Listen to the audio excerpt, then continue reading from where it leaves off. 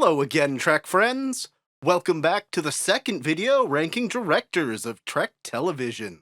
To recap, we're only looking at directors that have helmed 5 or more episodes of Star Trek. I felt like I had to increase the count in this one to 11 to include just one more amazing director, and more than that, we're going to start off with some honorable mentions and interesting facts. Producer-director David Livingston still holds the record for most episodes directed at 63, from Inter Arma Inum Silent Legis to 1159.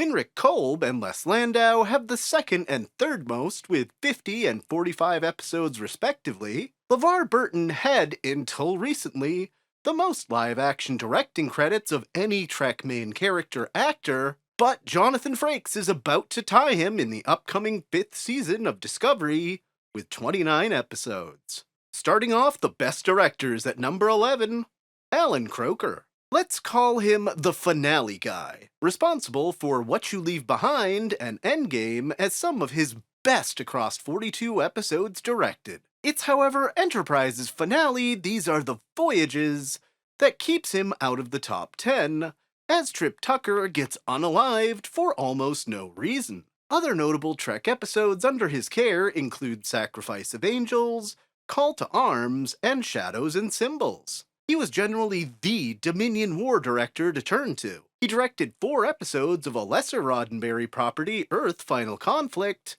and directed 2 episodes of Trek alum Brian Fuller's amazing Pushing Daisies.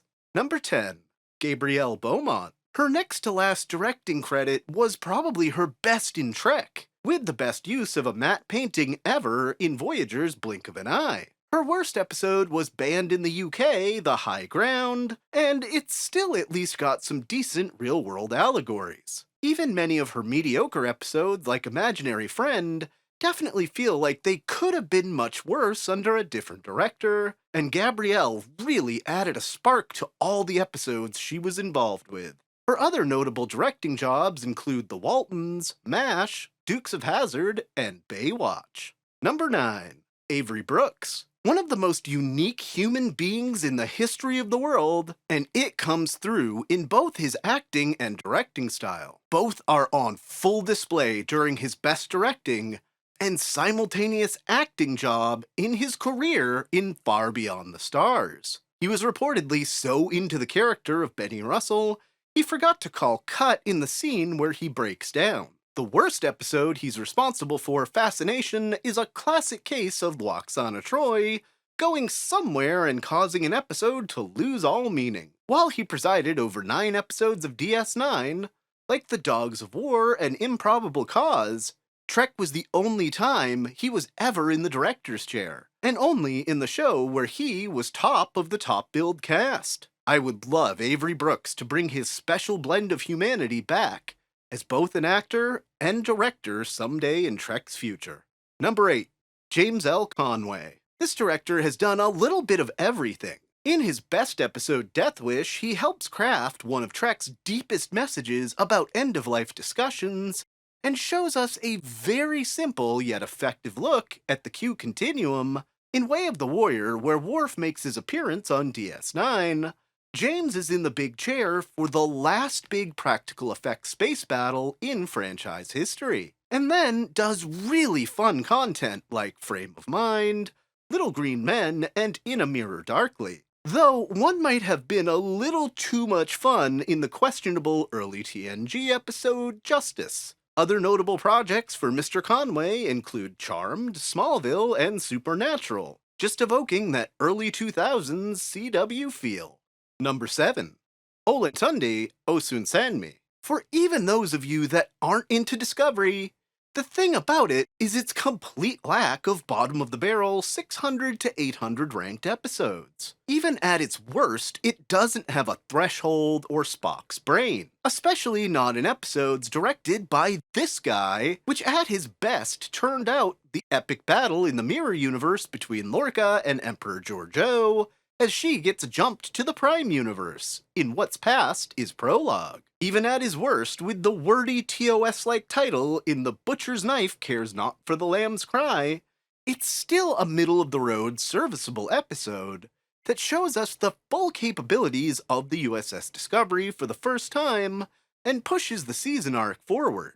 Before Star Trek became the thing he's become most associated with, his bread and butter was TV adaptations from other franchises. As I record this, he's busy filming the active phase of the Section 31 made-for-streaming movie starring Michelle Yeoh. At number 6, Jonathan Frakes. For me, the most recent seat in the big chair with those old scientists, and his first directing gig in The Offspring, are his two shining accomplishments in the franchise, along with possibly the award for Best Trek Movie Director for First Contact. He has 7 episodes in the top 100, and is absolutely Trek's greatest actor turned director in franchise history. Though he's also responsible for everyone's favorite Scottish romance novel, Sub Rosa, which keeps him from a higher spot in these rankings. Not straying far from Trek, he's also directed a few episodes of The Orville. Outside of raw numbers, Frakes might just be my personal favorite Trek director. Number 5, David Carson. By the numbers, the next 3 entries are only separated by an average of 5 episodes. Keeping Mr. Carson down is probably DS9's worst episode, Move Along Home. But his filmography quickly gets better, with bangers like Yesterday's Enterprise and Redemption Part 2, even directing DS9's feature-length pilot Emissary and the movie Generations. His work in the 90s is probably his most recognizable, having worked on shows like LA Law, Doogie Howser, and Nash Bridges. Number 4, Kim Friedman. Kim was seemingly called up when the studio needed an edgy episode of DS9 directed, sometimes under fire. Heading up psychological thrillers such as The Ship, Nor the Battle to the Strong, Blaze of Glory, and The Wire. Her worst episode is a psychological thriller gone nowhere with Voyager's cathexis, but one bad episode in a directing body of work is only human, especially when the vast majority of her directing credits are in Trek's top 200. Outside of our favorite franchise, she's also known for Babylon 5, The Love Boat, Sabrina the Teenage Witch, and again with LA Law. In the number 3 spot, Victor Lobel. We meet the man that directed many people's top episode of the franchise, In the Pale Moonlight.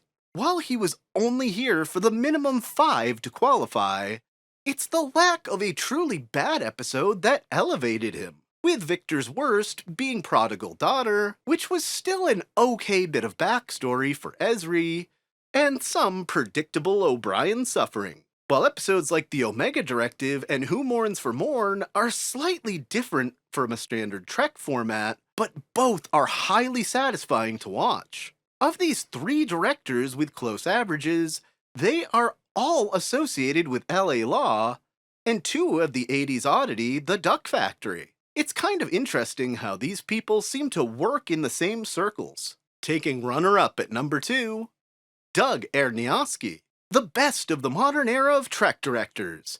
Even though he's responsible for my least favorite episode of Discovery, Leth, that's still serviceable, while directing the first 2 episodes of Picard's second season that were pretty good before the season kind of devolved and got weird. He was also behind the fan-favorite Season 1 Picard episode with the pizza maneuver. His crowning achievement, though, comes when Pike learns about his fate in the beep chair and has to choose between saving the galaxy and becoming a vegetable in Through the Valley of Shadows. We can look forward to another episode in Discovery's 5th season with Doug in the director's chair, and I'm hoping he helps knock the show's final season out of the park. As we come down to the final reveal of the best director in Trek, if you're enjoying the content, please consider a like and subscribe.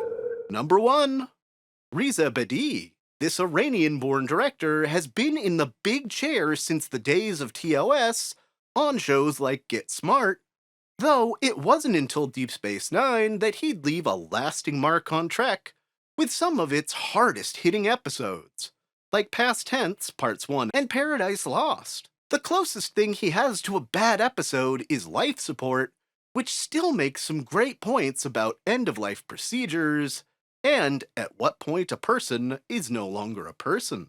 He also gave us the infamous Attention Bajoran Workers episode, Civil Defense. Across his directing career, he worked on Mission Impossible, the original TV series, The $6 Million Man, Starsky and Hutch, original Hawaii Five-0, T.J. Hooker with William Shatner, Cagney and Lacey, Dr. Quinn Medicine Woman, Buffy the Vampire Slayer, Sliders, and many, many more. With his episodes in Trek averaging around number 150, this man is by a wide margin the best director of all time in Star Trek television. That about does it. Thanks for joining me on this deep dive into directors, and I hope you'll join me and other Trek tubers every Sunday at 2 p.m. Eastern, live on this channel as we dig into Star Trek topics. Until I see you again, live long and prosper.